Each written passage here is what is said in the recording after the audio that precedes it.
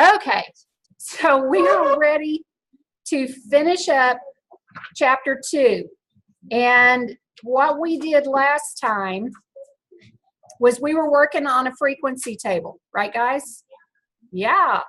And you had this data, okay? We had a list of the number of months before a tumor would recur after having chemotherapy. And I gave you a sheet. Does everybody still have the handout? Okay. And you were going, yes, ma'am, you need one? Okay, come grab this. And so what we did was we first made our class limits, that first column. I want to see if you remember how to do that. If we were told we wanted to use 5 classes, what did we do first to figure out what the class width needed to be? We found the range. So we said the largest number was 59, smallest number was 1. If you take the difference, that's 58. That's the range. And if we wanted 5 classes, you divide 58 by 5, and I believe we got 11.6, which meant the class width needed to be what number? 12. Awesome. And then what we did with the class width, we started our frequency table, and that meant that we made our lower class limit start at 1 because that was our smallest number, but we added the 12 to get the next class lower class limit. So 1 plus 12 was 13, 13 plus 12 was 25, and so forth. How did we figure out what number went over here in the upper class limit of that first class? Do you remember? What was the rule we had to keep up with? Yeah, we can't overlap. So if we had to take one away from 13, that meant this one started at 12, and then we added, let's see, here we go. And then we added 12 to it to get to the next upper class limit until we got this thing filled out. And once it was filled out, then we went through and we filled out the column that had the tally marks so that we would count up how many were in the group 1 to 12 and how many were in the group 13 to 24 and so forth. Did you guys finish doing that? Okay, then I want to show you something. So now that we tallied everything up,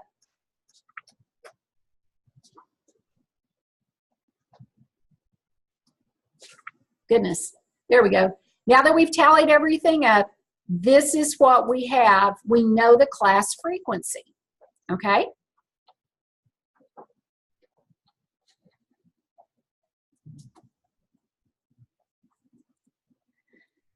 Let's go back and get those midpoints now. We had skipped that column. How do you get the midpoint of 2 numbers? What if I asked you, what do you think the midpoint is between 2 and 4? What would you say? 3. That's pretty easy to figure out. Now, mathematically, how do you find it? There you go. You're finding the average. You just add the lower and the upper and divide by 2. That's the formula for getting the midpoint. So now let's look at our class limits. Our lower was 1, our upper was 12. If I add that together, I get 13. What is 13 divided by 2? There you go, 6.5. Do it for the next class. I've got 13 plus 24, which is 37. And what's 37 divided by 2? 18.5. Now, if you remember when we filled out our class limits, we always added what the class width, which was 12, to get to the next lower class boundary. We did the same thing on the upper boundaries. Would it work on the midpoints? After you get the first one, if you add 12, it'll give you the next ones. So we're going to get 30.5. What would be the next one? 42.5. I could add those together and divide by 2, or I can add 12 to get the next one. What's going to be the midpoint on the last class? Oh, come on, you can add 12. What is it? 54.5. Very good. Now, the midpoints, truthfully, we probably won't need, because the purpose of building this frequency table is to give us data so we will be able to draw histograms. Instead, we're going to use our class boundaries, and we haven't computed that on our chart yet. So I need to tell you how you get class boundaries. If we're making a histogram, do you have kind of a picture in your mind of what a histogram looks like? What if I said bar graph? Do you know what? Yeah, you know what a bar graph looks like. Now let me tell you the difference between the two. A bar graph will tell you how much you have in these different categories, but bar graphs occur when your items that are in your list that you're comparing really are qualitative data. For example, if I take a survey in here of what's your favorite topping on pizza, how many people would say, I just like cheese? Do I see any hands? A few. All right. How many of you say, I'm a pepperoni guy? And not very many there. How many of you say, I like sausage or hamburger? And how many of you say, give me everything? Oh, come on, you guys eat more pizza. Okay, so we've got a number there. I would have a bar that would indicate how many people said cheese. I'd have a bar that indicated how many people said pepperoni and so forth. But those are completely separate. They don't bump up against each other because it's not something that is quantitative in measure. This data is quantitative, isn't it? So what we're going to do with a histogram is we're going to have those bars touch to show that this group is here, and right next to it is the next group, and it's all data that fits together. So in order to make that happen, remember our class limits had no overlap. We would stop at 12, have a gap, and then start at 13. To fix it, here's what you do. Take away 0.5 from the lower boundary in each class, and then guess what you would do in the upper? Add 0.5. So if we subtract 0.5 from the lower boundary, that makes that first class start at 0.5. What's it going to go up to? We're going to add 0.5 to 12 and get 12.5.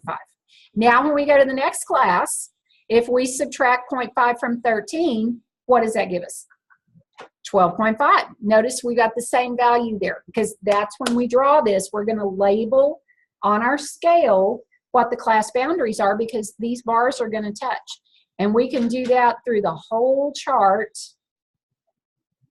And now we're going to have where these bars don't overlap, but well, I guess in a sense you could say they overlap, because they're going to share the upper boundary of one will match the lower boundary of the next class. But remember, did any of our data have decimals in it? No. So for sure, I won't have any data that might fall into the same, like one piece of data that would fit into two separate groups. Each piece of data is going to fit exactly into one of these class boundaries. But now I can draw it where everything will be connected. All right, so far are we okay? All right, so you guys have your sheet filled out, except that column in gray at the end. Have we done anything with it? No, we're going to talk about it in a little bit. Let's take this information and review what we've done so far. When I'm creating the classes, class limits, there's never any overlap, right?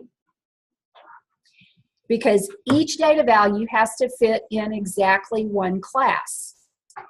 What if we had counted up, after we found our class width, we set our class limits, and we started counting up data, and let's say we didn't have any data in the group 27 to, or what was it, 25 to 37, or whatever it was, 25 to 36. What if there had been no marks there? Would we just leave that out? No, we would still include it, but it would have a frequency of 0. So if we're drawing a histogram, we would still have it labeled. There just wouldn't be a bar that gets drawn in there, but the data is still included in the frequency table. Make sense? I got to make sure I use the same width for all classes. Even if one class has a whole bunch more in it than the others, if I've got a class width of 12, every class has to have a class width of 12. Now, if we wanted to do a relative frequency table, which is what that extra column at the end is, you still have to do your frequency table. So everything we've done has to already be done. But what do you think it means if you're finding relative frequency of something? What do you think? That's logical to think estimate. Actually, it's like finding a percentage. I mean, wouldn't it maybe be helpful to know, I mean, if I'm communicating to somebody, you know, we did a survey in our statistics class, and 2 students wanted cheese pizza. Now, does that have a whole lot of meaning if I'm talking to somebody and they have no idea how many students are in our class? No, it really doesn't. But what if I said only 1% of students in the class wanted cheese pizza? Would that then indicate to them, wow, that's not very many? I think so. So by changing to a relative frequency and using percentages, that can be a more effective way sometimes to convey information rather than just using a frequency distribution. So if you put this extra column at the end, how am I going to take a frequency of 6 on that first class and turn it into a relative frequency? Yeah? 5, 6, 5, 7, 9. Yes, you would. All you have to do is take your frequency and divide it by the total of everything that was in your original data set. So in this case, 42. Okay? So take your chart. Know that you could express it as a fraction, a decimal, or a percent. If you express it as fractions, you want to simplify them. The majority of the time, it's going to ask you either for the decimal form or the percent form. Okay? So let's look at our data. If we take 6 and we divide it by 42, what does that turn into as a decimal? It's 1/7 as a fraction, which is very good. If we go 3 places to the right of the decimal, that's going to be 0.143. Turning it into a percent makes it what? 14.3%. Okay? Now, I know the next one has a frequency of 10. That's bigger than a frequency of 6. I ought to get a higher percent. So if I do 10 over 42, does it make sense that this winds up being 23.8%? Okay, set up the rest of this, and we will make sure that we're getting the correct answers. And we have the 11.9% or 0.119, 0.309, and 0.190. So you guys did a good job on that. You got those correct. Now, I have a question. Just like we said, those tally marks or the frequency, we need to make sure it adds up to be the number we had in our data set when we started. Think about it for a minute. What do you think we should get if we add up the decimal values in relative frequency? How much? Well, I would agree if we're talking about the percents. If we're adding up the percents, shouldn't it be 100%? Which is what is a decimal number? 1. Okay, now be careful and hear me on this. Will it necessarily be exactly 100% or exactly 1? Did we have to round some of these decimal numbers? And because we had to round some of these decimal numbers, this might not add up to be exactly 1. But if it's 0.998, is that pretty darn close? Yes. Or if it was 1.001, we would be very close, and that would be okay. So the total relative frequency, this is again where you double check yourself, make sure it's 1 or 100%. Okay, see if you can answer these questions. For a certain data set, the minimum value is 25, maximum is 58. If you wish to partition the data into 5 classes, what would be the class width? Okay, so I'm asking you to find the class width. If you know the minimum, you know the maximum, and you want to make 5 classes. Do you remember how to do that? How do you find class width? Find the range and then divide it by the class. Okay, let's see what you guys come up with. If you don't have a calculator with you, my guess is you probably have your cell phone. Am I right? And you got a calculator in your cell phone. Use that if you need to while you're in class, but you're going to want to make a point to bring a calculator because we're going to need it in here. All right, so maximum of 58, a minimum of 25, and I want you to have 5 classes. You're going to tell me the class width. And we have 4 options here. It's either 5, 6, 7, or 8. Okay. On the count of 3, I want you to tell me which letter you pick. 1, 2, 3. All right, that sounded pretty unanimous. You guys are saying C. So if you did 58 minus 25, you got what number? 33. And when you divide 33 by 5, that gave you what? 6.6. And because it's 6.6, I have to round to the next whole number, which is 7. Good job. Okay, what about this one? If class limits are 60 to 69, what's the value of the lower class boundary? What do you think? You remember how to find the class boundaries? You do what? You either subtract 0.5 or you add 0.5. If I want you to tell me what the next lower class or what the lower class boundary would be for this class, what's going to be the right answer?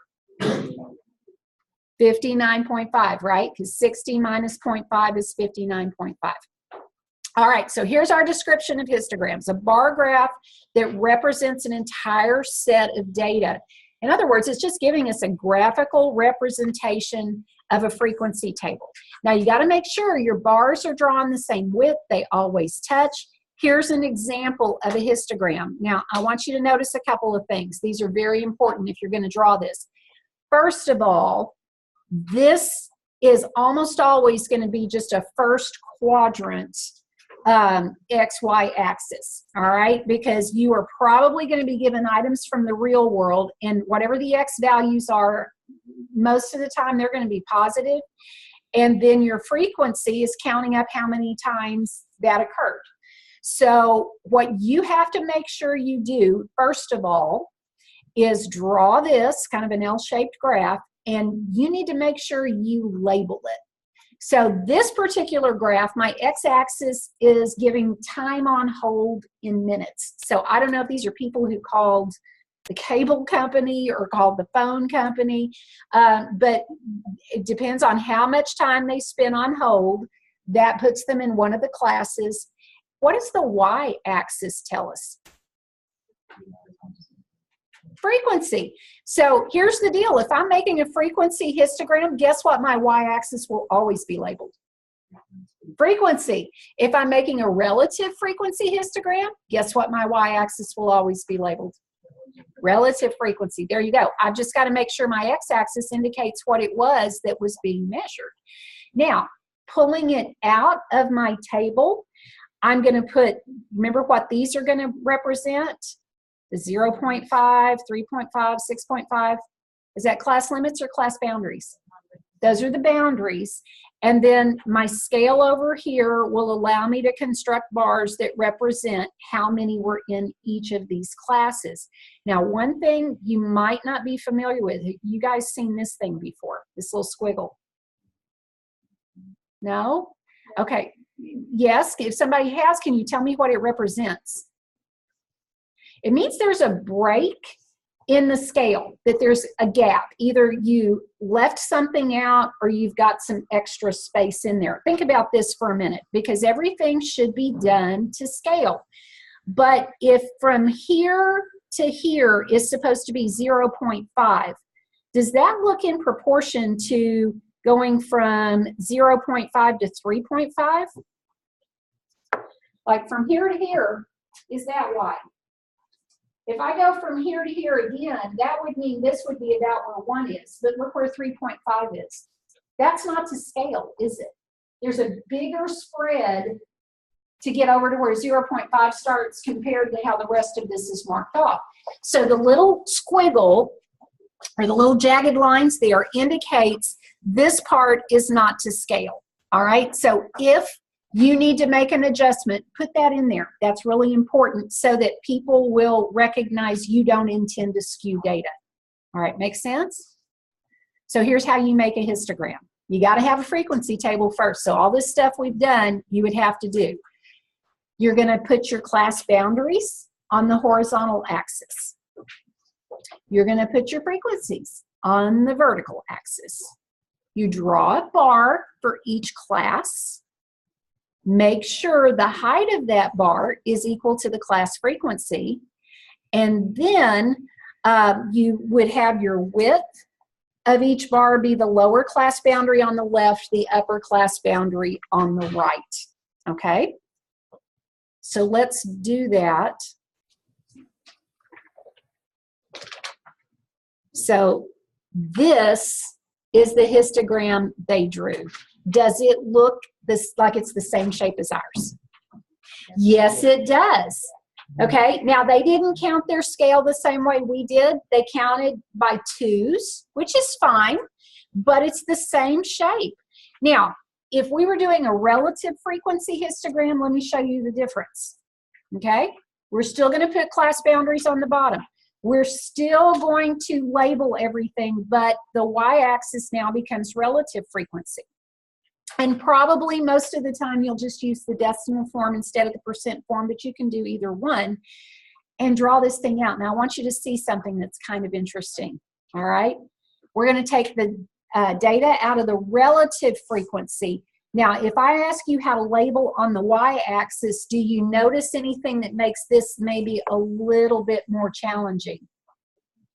It's in decimals. I can't just randomly put these values on there. I still have to pick a scale. So if my smallest value was 0.119, my biggest one is 0.309, how do you think you might want to count? I mean, I don't know that I want to go all the way out to the third decimal place. I just need, I know I'm going to have to kind of estimate where this thing belongs. So what might be a good way to do my scale? Well, when you say tens, do you mean by tenths, like 0.1, 0.2, 0.3? That's an option, but that would be not terribly detailed. What if we did 0.05 and then 0.1 and then 0.15? We could count by 500ths instead of by tenths. Okay, that's an option. You don't have to do it that way. They actually did it by percent, and they did it 5%, 10%, 15%. The only thing that changed was the y-axis. Question, is that the same shape graph? Yes, it will be identical in terms of shape. It's just your scale is different because you're using the relative frequency column instead of the frequency. Now, you could use other things when you draw this. You could just use lower class limits. You could just use midpoints. We're going to use the class boundaries. I want to show you a couple of other things. We're not really going to draw these. You just sort of need to be aware of the names. They call this a frequency polygon. We would probably call it a line graph, okay? This particular one goes back down to the x-axis. But most of the time, we find line graphs are just maybe like, have you ever seen trends on the stock market? That's typically, they'll have a date. This is what the closing amount was. And then you see this line graph. So we're pretty familiar with looking at those. You're not going to construct one. This is just explaining. You could go through the process and then you would be able to graph it if you so needed to. The last thing that we will talk about is something called an ogive. Have you heard of that before? It's a cumulative frequency graph. Now tell me what the word cumulative means. At the end of the semester, you're going to take a final exam and it is cumulative. What does that mean? It covers everything. If it's cumulative, you keep adding on to what you already have. So here's the difference between, say, a line graph and an ogive, okay? You're going to keep everything you already have, and then you add the next group onto it. So here's my question. If I'm graphing this thing, would it ever go down? If I keep everything I have and all I'm doing is adding on what comes next, am I going to go down? No, because I'm going to add until I get 100% of whatever it is. So you would put upper boundaries on your horizontal axis and you put your frequencies, and when you finish and you get to the end of the graph, this represents you now have 100% of whatever it was. Okay? And you don't have to do those. I just need to make sure